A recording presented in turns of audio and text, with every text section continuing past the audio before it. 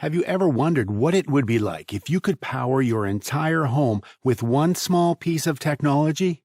What about if that piece of technology was the size of a smartphone and took up next to no space in your house, pulling energy from the quantum vacuum? You could say goodbye to the days of paying your utility bills.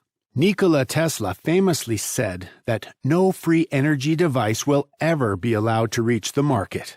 Further to this, when Tesla had a car with antenna placed on it and was running it around town as the batteries charged themselves, J.P. Morgan reported to have told Tesla, "If we can't put a meter on it, we don't want it." In 1901, Tesla started building the Wardenclyffe Tower with funding from J.P. Morgan. Tesla hoped he would be able to create a wireless system to take the world off the grid. When Marconi beat Tesla to wireless radio transmission across the Atlantic, Tesla changed his plans for the tower. When J.P. Morgan learned of Tesla's plans for free energy, he immediately cut funding to the project. After all, Morgan was a titan of electricity in his own right, a Goliath in the copper industry, as well as being a capitalist whose work focused around profiting from others. In 1905, Nikola Tesla submitted a patent entitled The Art of Transmitting Electrical Energy Through the Natural Medium. Tesla had realized that the ionosphere was filled with electrical energy that could be easily tapped into. Seeing the world as one big electrical generator, Tesla believed that by using an appropriate medium, limitless energy could be harnessed from the magnetic poles which the planet centered around. Tesla wanted to condense trapped energy between the surface of the Earth and its upper atmosphere and transform it into an electrical current. The sun, to Tesla, was merely a ball of electricity, positively charged with potentially 200 billion volts. To the contrary, Earth was charged with negative electricity, and to Tesla, this force constituted what he called cosmic energy. To experiment and test his ideas, Tesla created the Tesla coil in Colorado Springs on Pikes Peak. On his quest for a wireless world unowned by a power grid, Tesla created electrical arcs that were essentially man-made lightning bolts. This lightning was seen for miles around and helped Tesla to prove that his invention could power light bulbs wirelessly. In 1931, Tesla claimed to have finally harnessed these cosmic rays in the Brooklyn Eagle, explaining that he had caused the rays to operate a motor device. He said, "More than 25 years ago, I began my efforts to harness cosmic rays, and I have succeeded. Electric power is everywhere, present in unlimited quantities. This new power for the driving of the world's machinery will be derived from the energy which operates in the universe, without the need for coal, gas, oil, or any other fuel." So why, after so much time has passed, do we still use metered linear energy sources to power our daily lives? Our household and workplace machines and most personal devices we use all still run on grid-provided electricity, instead of this apparent free energy, which was meant to be so readily available. Utilizing this energy would finally stop the global reliance on fossil fuels and nuclear power. However, from a macroeconomic stability perspective, this is their worst nightmare.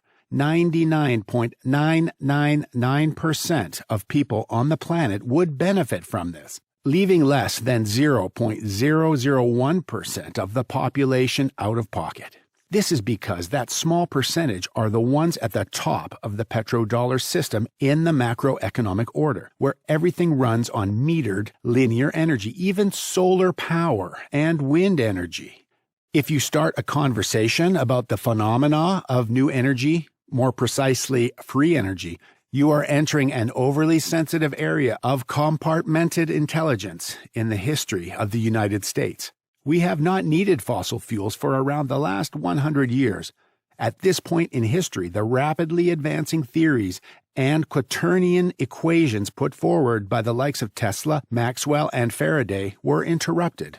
This has resulted in the energy sector of today relying heavily upon us burning or heating a material or substance to create steam to generate electricity or run our cars.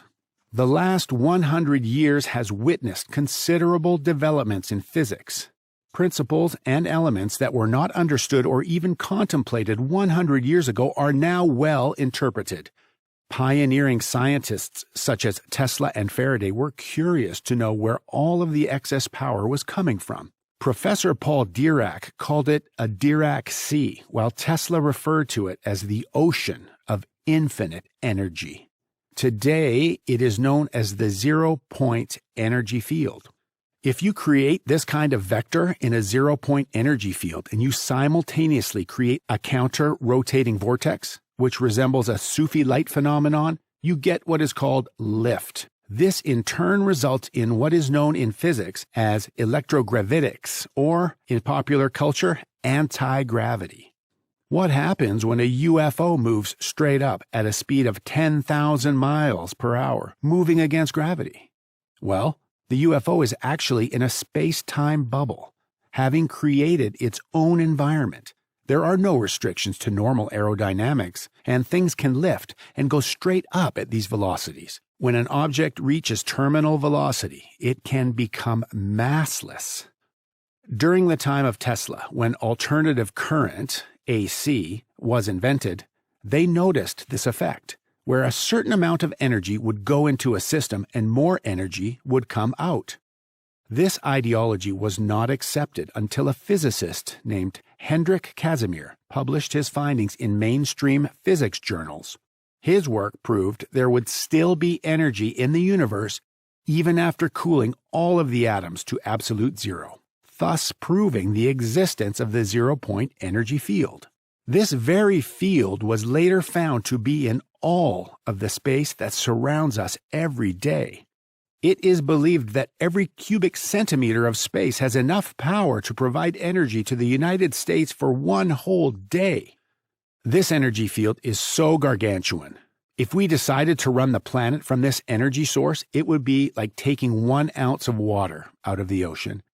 In the last 100 years, little has changed in terms of the geopolitical macroeconomic exigencies, and this is somewhat problematic.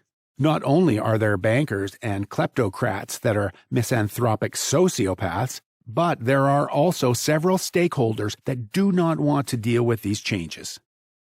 Even if you do not accept that in your paradigm, the inhumanity of keeping these sciences and technologies away from the public and the poverty that it engenders is beyond comprehension. For instance, electrifying the Indian subcontinent to provide everyone with all of the energy they need, using the conventional energy systems of today, would cost trillions of dollars.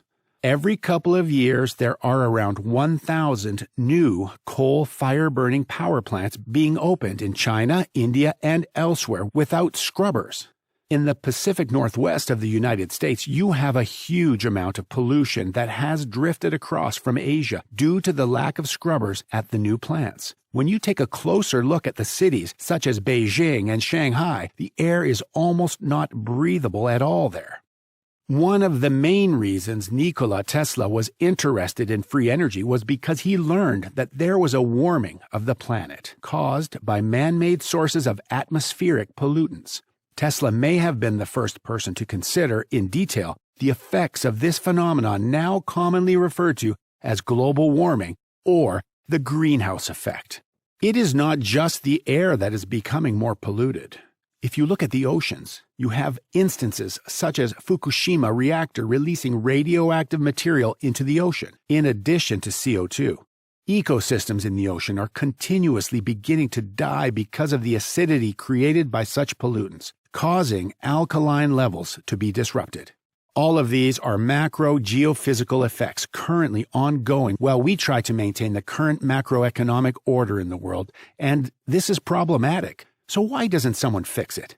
It is all rather perplexing and the question at the forefront of many minds. People question why Bill Gates doesn't tackle it or why the president doesn't try to do something about it. But why does it always have to be someone else?